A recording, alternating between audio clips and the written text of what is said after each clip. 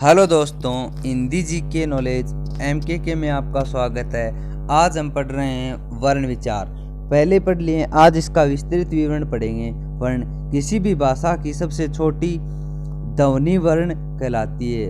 भाषा की सबसे छोटी इकाई ध्वनि वर्ण या अक्षर मानी जाती है, जबकि आपको पता है मौखिक रूप से ध्वनि होती है, जबकि लिखित रूप से इसकी सबसे छोटी इकाई से माना गया है। वर्ण को जिसका अंतिम विभाजन कर दिया गया हो, आगे विभाजन संभव न हो, उसे क्या कहते हैं? वर्ण। जैसे ए, ई, उ, री, क, ख, ग इत्यादि। अक्षर किसी दो वर्णों का उच्चारण जीभ के एक झटके से हो जाता है, उसे अक्षर कहते हैं। क, ख, ग, घ इत्यादि। स्वर वर्णों को अक्षर तथा वर्ण दोनों श्रेणियों में शामिल किया जाता है। स्वरों को अक्षर एवं वर्ण दोनों में क्या कर सकते हैं? शामिल कर सकते हैं। वर्णों के भेद। वर्ण मुख्यतः दो प्रकार के माने जाते हैं: स्वर वर्ण, व्यंजन। स्वर और व्यंजन दो भागों में बांटा गया है। स्वर सामान्य स्वयं उच्चारित ध्वनियाँ स्वर ध्वनियाँ कहलाती हैं, जिनका उच्चारण एक ही झटके में किया जा सकता है, अर्थात जिन ध्वनियों के उच्चारण में अन्य ध्वनियों की सहायता नहीं लेनी पड़ती है, उन्हें क्या कहते हैं? स्वर। इनकी हिंदी में संख्या 11 मानी जाती है: ए, आ, ई, उ, री, ए, ऐ, ओ, औ। स्वर वर्णों का वर्गीकरण अलग अलग किया गया है। देखो, स्वर वर्णों का मुख्यतः 5 आधारों पर वर्गीकरण किया जाता है: मात्रा काल के आधार पर, उच्चारण के आधार पर, जिह्वा के आधार पर, ओष्ठ के आधार पर, मुखाकृति के आधार पर। मात्रा काल के आधार पर स्वर के दो भेद हैं: ह्रस्व स्वर, दीर्घ स्वर। किसी स्वर के उच्चारण में जो समय लगता है उसे मात्रा कहते हैं। स्वरों के उच्चारण में लगने वाले समय को क्या कहते हैं? मात्रा कहते हैं। ह्रस्व स्वर, एक मात्रिक स्वर, मूल स्वर, एक गुणा समय, ए, ई, उ, री। इनकी संख्या कितनी मानी जाती है? 4।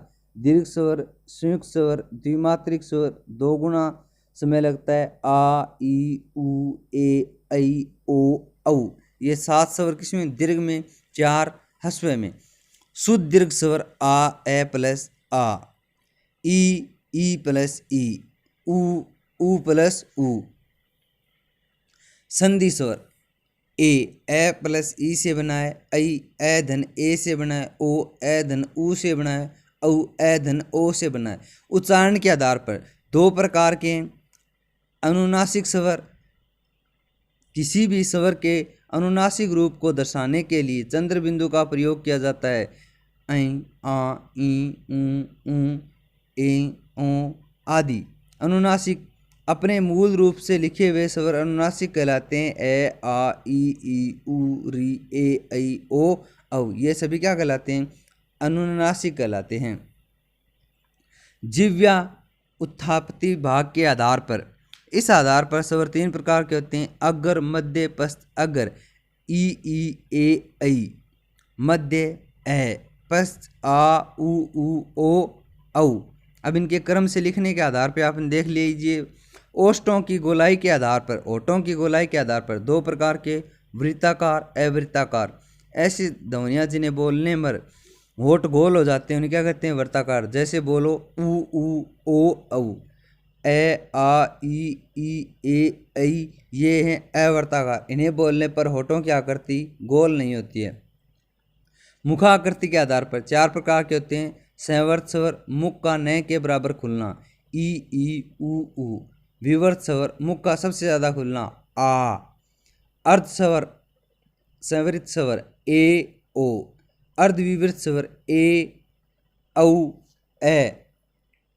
व्यंजन, वे वर्ण जो किसी स्वर की सहायता से उच्चारित होते हैं उसे व्यंजन वर्ण कहते हैं, अर्थात जिनका स्वतंत्र रूप से उच्चारण नहीं किया जाता।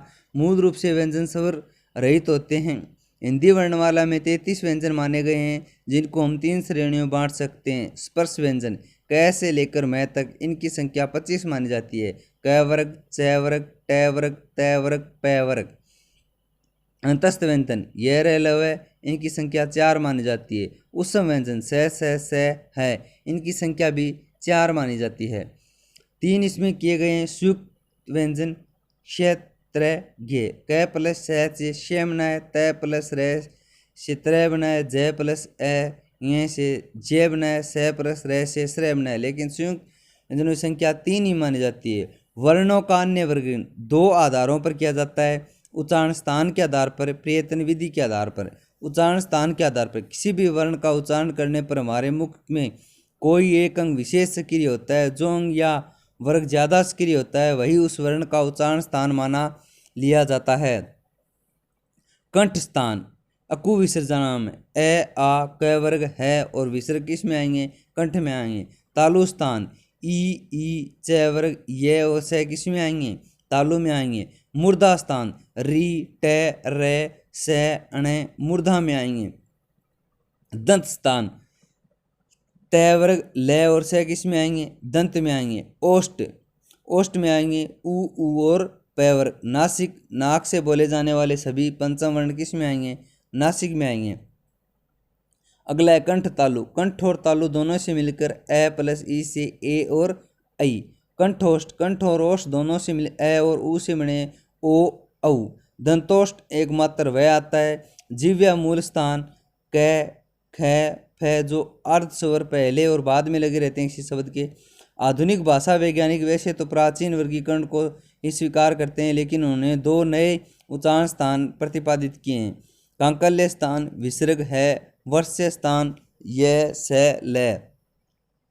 प्रयत्न विधि के आधार पर किसी भी वर्ग का उच्चारण करने पर हमारे मुख के अंगों को जो प्रयास करना पड़ता है उसे प्रयत्न या प्रयास विधि कहते हैं। प्रयत्न विधि को भी पुनः 3 उपभागों में बांटा गया है। कंपन के आधार पर 2 प्रकार के होते हैं। अघोष वर्ण जिनकी संख्या 13, उच्चारण करने पर नाद का कम होना प्रयत्न के आधार पर अघोष कहते हैं। पहला दूसरा वर्ण सघोष वर्ण इनकी संख्या 31 होती है। उच्चारण करने पर नाद या गूंज का ज्यादा होना। प्रत्येक वर्ग का तीसरा चौथा पांचवा वर्ण य रे ल व है प्लस 11 स्वर। श्वास वायु के आधार पर 2 प्रकार के होते हैं। अल्प प्राण महाप्राण। अल्प प्राण श्वास वायु का कम मात्रा में मुख से बाहर निकलना। अल्प का मतलब 1, 3, 5। महाप्राण का मतलब 2 और 4। अल्प प्राण में आएंगे स है, महाप्राण में आएंगे स है, अल्प प्राण में आएंगे य रे ल व। अब देखो वर्गीकरण दिखा रखा है। अल्प प्राण 1, 3, 5 ये रे ल व प्लस 11 स्वर बराबर 30। महाप्राण 2, 4 वर्ण स है बराबर 14 वर्ण, अर्थात कुल कितने वर्ण हो गए? 44। 30 प्लस 14। उच्चारण के आधार पर व्यंजन 8 प्रकार के होते हैं। स्पर्शी व्यंजन इनकी संख्या 16 मानी गई है। क वर्ग, ट वर्ग, त वर्ग, प वर्ग। पंचम वर्ण को छोड़कर इनके 4 वर्ण लिए गए हैं। संघर्षी व्यंजन स है। स्पर्श संघर्षी व्यंजन च छ झ। स्पर्श संघर्षी वर्ण 16 क आपने पढ़ लिया। स्पर्शी पढ़ लिया, स्पर्श संघर्षी पढ़ लिया। पढ़ते नासिक प्रत्येक वर्ण का पंचम यणनम। उच्छिप या ताड़नजा ढ। प्रकंपित या लुठित र। पार्श्वी व्यंजन ल। संघर्षहीन या अर्धस्वर कहते हैं य और वह को। वर्गों के संबंधित कुछ तथ्यात्मक जानकारी। अयोगवाही वर्ण कहते हैं अ, अंग, अ। मानक व अमानक वर्ण दिखा रखे हैं। भय किस प्रकार लिखा जाएगा? ध, ज, अण, ए। ये प्राचीन है। मानक वर्ण पहले दिया रखा है, अमानक बाद में दिए हुए। इस प्रकार के ये वर्णन आपको दिए हुए हैं, इनको इसी आधार पर लिखा जाता है। द्वितीय व्यंजन जब किसी शब्द में एक ही व्यंजन लगातार आए, उन दोनों व्यंजनों के बीच कोई स्वर न हो, उन्हें द्वितीय व्यंजन कहते हैं। जैसे कुत्ता, सजन, उज्ज्वल, उत्तम, उल्लास, उड़ेन। इसमें त, ज, त, ल, ड ये 2 बार आए, इसलिए इसे कहते हैं द्वितीय व्यंजन।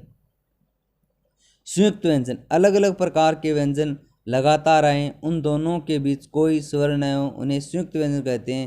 जैसे स्पष्ट, संतोष, शाही, खंड, विद्या, पद्धति इत्यादि। आगत व्यंजन हिंदी वर्णमाला में अरबी फारसी के कुछ व्यंजन प्रयोग में लिए जाते हैं। क, ख, ज, फ। जैसे राज का अर्थ प्रशासन है, जबकि राज के नीचे नुक्ता लगने से उसका अर्थ हो गया रहस्य।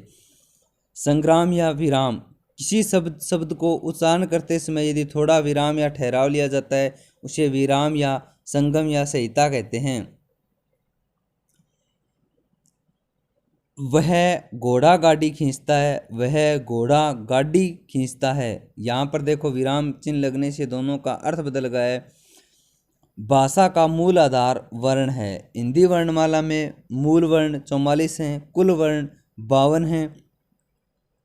व्यंजन देखो 3 लिए गए हैं, जिससे क्या संयुक्त हैं, लेकिन इनकी संख्या 4 मानी गई। अयोगवा ए है, उसी डे डे, इस प्रकार इनकी कुल संख्या 52 है। जबकि प्रश्न पूछे मूल वर्ण कितने होते हैं, तो ऑप्शन आएगा 44। 11 स्वर 33 व्यंजन। हिंदी वर्णमाला में 11 स्वर माने जाते हैं, जो 8 है भ्रंश ए आ ई उ ए ओ और 3 संस्कृत री ए आई औ से लिए गए हैं। हमारे मुख से उच्चारित स्थानों की संख्या 8 है। कंठ, तालु, मूर्धा, दंत, ओष्ठ, नासिक, कांकल्य, जिह्वा मूल।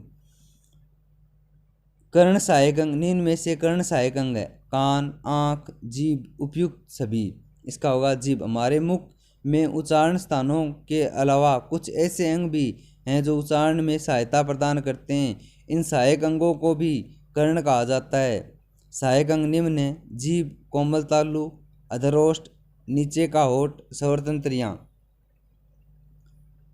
श्वसन वर्ण 10 हैं। प्रत्येक वर्ण का समवर्ण दूसरा और चौथा श्वसन वर्ण कहलाते हैं। रक्त वर्ण 5 वर्ण, प्रत्येक वर्ण का पंचम वर्ण रक्त वर्ण कहलाता है। यणनम कुछ वर्णों के दो उच्चारण स्थान माने गए हैं। अगर दोनों विकल्प में एक साथ आ जाएं तो वहां एक के चयन की स्थिति उत्पन्न हो जाए तो वहां प्राचीन वर्गीकरण को ही सही उत्तर मानना पड़ेगा। जैसे डे का उच्चारण स्थान है नासिक, कंठ, तालु, मूर्धा, तो इसमें क्या मानना होगा? नासिक मानना होगा। इसी प्रकार की विभिन्न प्रकार की जानकारी के लिए हमारे चैनल को सब्सक्राइब नहीं किया है तो सब्सक्राइब कर दें और आइकन बटन पर क्लिक करें। धन्यवाद।